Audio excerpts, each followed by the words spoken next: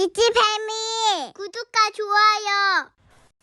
오늘은 이탈리아 남부 투어가 있는 날이에요. 기차를 타고 이동하기 위해서 테르미니역으로 왔답니다. 투어 가이드를 만나기까지 아직 시간이 좀 있어서 커피로 아침을 맞이해봅니다. 이 에스프레소 머신이 이탈리아에서 처음 발명되었던 거 알고 계셨나요? 그러니 이탈리아가 커피에 진심일 수밖에 없겠구나 싶었습니다. 커피랑 어제 사놓고 미처 먹지 못한 폼피의 피스타치오 티라미슈를 먹어봅니다. 우와, 근데 진짜 맛있었어요. 시간이 있었으면 한 번 더 사 먹었을 텐데 내내 아쉬웠답니다. 그리고 가이드를 만났어요. 저희 팀은 한 20명 정도 되는 듯 했고요. 이번에는 노마드 트래블에서 신청했는데요. 여기가 유일하게 기차로 이동하는 투어여서 선택했어요. 고속기차를 타고 가면 이동시간이 왕복 2시간 반 정도인데 버스를 이용하면 왕복 7시간 반 정도 되니 어마어마한 차이지요. 이동시간이 줄어드는 만큼 투어의 시간을 좀 더 쓸 수 있겠더라고요. 물론 가이드님 말씀이 이렇게 하루 당일치기로 남부 투어 하는 사람은 한국인밖에 없다고. 한국인은 여행도 일처럼 한다고 말씀하시는데 너무 공감돼서 빵 터졌답니다. 이탈리아 고속기차에는 트렌 이탈리아와 이탈로가 있는데요. 저희가 오늘 탄 나폴리로 향하는 기차는 트렌 이탈리아였어요. 좌석은 4인 좌석씩 마주보는 구조로 되어 있고요. 여기 이렇게 휴지통도 있고 테이블도 널찍하고요. 휴대폰 충전 가능한 USB 포트도 있었어요. 승무원이 지나가면서 티켓 검사도 따로 하더라고요. 1시간 15분 정도 걸려서 나폴리역에 도착했습니다. 이탈리아는 역사적으로 각 도시들이 독립된 도시국가로 이루어져 있었다고 하는데요. 그래서 아직도 도시 간 경쟁도 심하고 경제적, 사회적 격차가 매우 심하다고 하네요. 여기 나폴리는 북부 도시들에 비해 경제적으로 어려움을 겪고 있는 도시라 좀 가난하다는 인식을 받고 있긴 하지만 독특한 문화를 중심으로 가치를 높이고 있다고 합니다. 저기 저희가 탈 파란 버스가 보이네요. 버스를 타고 제일 먼저 폼페이로 이동할 건데요. 비가 추적추적 내리고 있습니다. 비가 온다고는 알고 있었는데 생각보다 많이 내려서 좀 걱정되더라고요. 버스에서 내려서 조금만 걸어 올라가니 폼페이 입구가 나왔어요. 수신기도 다 착용했고요. 투어를 시작해 봅니다. 폼페이는 과거 로마 제국 시대 때 지중해 무역의 중요한 거점으로 상업의 중심지였던 곳이에요. 그래서 로마 제국의 문화뿐 아니라 그리스, 이집트 등 다양한 문화가 섞여 있는 곳이죠. 그런데 엄청난 화산 폭발로 인해 도시 전체가 화산재와 용암에 묻히면서 순식간에 사라져버렸던 도시입니다. 화산재가 무려 최대 7m까지 쌓여 있었다고 하니 어느 정도였을지 짐작이 가시려나요? 하지만 덕분에 산소가 차단되면서 당시의 건물, 도로, 흔적들이 고스란히 보존이 되었다고 하네요. 예전에 텔레비전에서 봤던 기억이 어렴풋이 나면서 정말 흥미진진하게 들었어요. 좀 춥기도 하고 우산 쓰고 따라다니느라 쉽지는 않았지만요. 여기는 뭘 하던 곳인지 또 이건 또 무슨 의미가 있는 건지 가이드님이 엄청 세세하고 재미있게 설명해 주셨어요. 그리고 당시 사람들의 죽음을 그대로 기록한 석고 주영도 보고요. 여기 큰 길에 다 이렇게 칸막이 하나하나 나눠져 있는 게 상점이었대요. 여기 공용 우물도 있고요. 여기는 목욕탕이었는데 와, 과거 로마인들의 지혜가 엿보이는 곳이었어요. 그 시대에 이런 생각을 했다는 게 신기하더라고요. 꼭 챙겨봐야 할 거 위주로 골라서 보고요. 여기 원형극장도 보았어요. 꽤 많이 걸으며 봤다고 생각했는데 나오면서 지도를 보니 한 10%도 안 본 거더라고요. 비가 와서 뭔가 충분히 다 못 본 것 같은 느낌이라 좀 아쉬웠어요.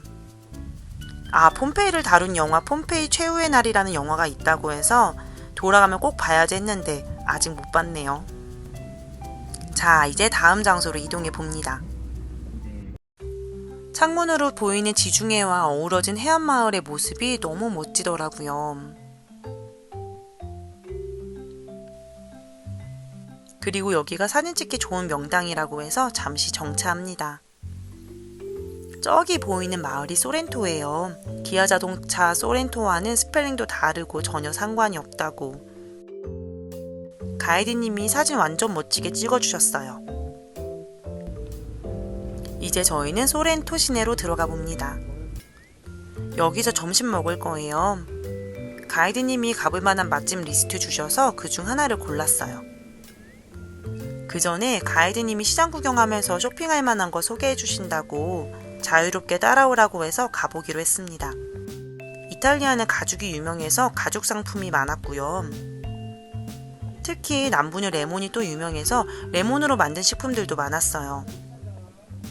레몬 사탕은 한국에서 입덧 사탕으로도 유명한데요. 바로 여기가 시장 안에서 레몬 사탕을 가장 싸게 파는 곳이라고 하더라고요. 그리고 여기서 파는 레몬 사탕은 쿠팡이나 올리브영에서 쉽게 구할 수 있는 게 아니라는 거. 먹을 때 안에 레몬즙 같은 게 나오는 느낌이면서 확실히 기존에 먹어봤던 레몬 사탕이랑은 달랐어요. 1kg 사왔는데 더 사올 걸 하는 아쉬움이 남았습니다. 레몬이 웬만한 남자 주먹보다 커요. 신기반기. 그리고 여기는 이탈리아 전통 레몬 리큐어인 레몬첼로를 파는 곳이에요. 레몬첼로도 사실 원하면 아무 데서나 살 수 있는데요. 여기는 전통 방식으로 직접 증류해서 파는 곳으로 맛이 다르다고 하더라고요. 오리지널 레몬 맛, 레몬크림, 피스타치오, 멜론 맛 있었고요. 사이즈나 병 모양도 각양각색이라 선물하기 좋겠더라고요. 시식해 볼 수 있게 아주 조금씩 주셨는데 도수가 꽤 있었어요. 저는 이거 사와서 토닉워터랑 섞어 하이볼로 만들어 먹었는데 진짜 맛있긴 했어요. 특히 레몬크림 맛이 너무 맛있어서 더 사오지 못한 게 후회됐습니다. 시장 구경도 하고 쇼핑을 마치고 나왔고요. 이제 자유시간이라 점심 먹으러 가볼게요. 이미 같은 투어팀 한국분들이 많이 와 계시더라고요. 식당이 크지는 않았는데 아기자기하니 코지한 느낌이었어요.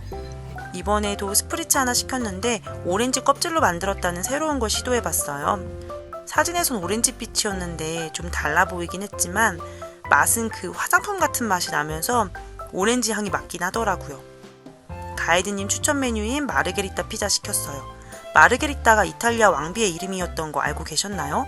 마르게리따 왕비가 나폴리를 방문한 걸 기념해 이탈리아 국기색이 들어간 특별한 피자를 만들었는데요. 그게 마르게리따 피자였답니다. 그리고 또 다른 강요 추천 메뉴였던 라비올리랑 포크 스테이크 시켰어요. 그냥 뼈가 붙은 삼겹살 구운 것 같은데 허브향이 너무 좋고 담백했어요. 라비올리도 너무 맛있긴 했는데 안에 치즈가 고트 치즈인 것 같은 게 독특한 풍미가 있어서 호불호가 갈리겠더라고요. 그래도 꽤 만족스러운 식사를 하고 나왔습니다. 시간이 좀 남아서 한 바퀴 더 돌면서 구경하고 쇼핑도 했어요. 비가 거의 그쳐서 정말 다행이었죠. 로맨틱하고 여유로운 느낌의 소렌토였답니다. 이제 저희는 아말피 코스트를 따라 포지타노에 갑니다. 와, 근데 도로가 정말 좁고 구불구불해서 급 무섭고 긴장되더라고요. 중간에 내려서 좀 더 작은 버스로 옮겨 탔어요. 이렇게 깊고 깊은 곳에 그리고 절벽에 어떻게 마을이 있나 싶더라고요. 드디어 포지타노 마을 입구에 도착했어요. 이곳은 제 버킷리스트 중 하나인 곳이었는데 이렇게 와보다니 감개무량했습니다. 여름철에 특히 관광객이 많이 모이는 곳으로 그때 훨씬 아름답다고는 하지만 지금도 이렇게 좋은걸요. 지금부턴 이제 천천히 걸어 내려가면서 포지타노 곳곳을 구경해요. 포지타노는 수공예 직물과 의류 생산으로 유명한 곳으로 특히 고급스럽고 부드러운 모씨가 유명하다고 해요. 그래서 곳곳에 그런 옷가게가 많이 보이더라고요.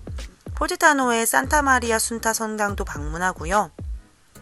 안에 모자이크가 인상적인 성당이었어요. 쭉쭉 걸어 내려갑니다. 근데 점점 내려갈수록 올라올 길이 좀 걱정되긴 하더라고요.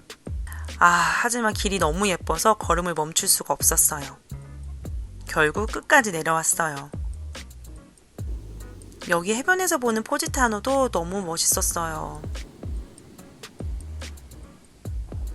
그리고 포지타노 해변에서 가장 가깝다고 알려주신 카페에 들렀지요. 창밖으로 바다뷰 보면서 커피 마시며 시간을 보냈어요. 이 커피가 진짜 맛있었는데 나폴리 출신의 커피 브랜드인 킴보의 커피빈을 사용하더라고요. 커피빈을 어떻게 살 수 있을까 싶었는데 따로 판매는 안 하더라고요. 이제 슬슬 다시 올라가 볼게요.